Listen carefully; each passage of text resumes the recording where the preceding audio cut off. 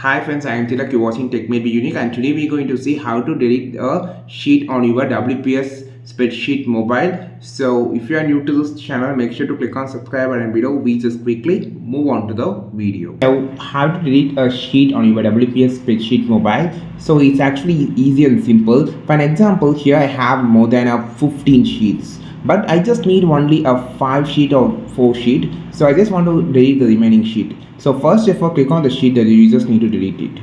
Then just click on the sheet again, and you will see your sheet properties on the bottom. Just swipe down and you will see an option called delete. Click this and it shows data may exist in the sheet selected for deletion, or you sure want to permanently delete. Yes, I just want to delete it. You can just delete it. So you want to note that after deleting, you can see there is no undo redo option present on the top. So if you just deleted the sheet, you can't undo or redo option on the mobile. So keep in mind, and you can just delete the sheet like this. So you can see how I just deleting the sheet. So this is how you just delete the sheet, and unwanted sheets you can just easily delete by just clicking here, click on a delete and delete it.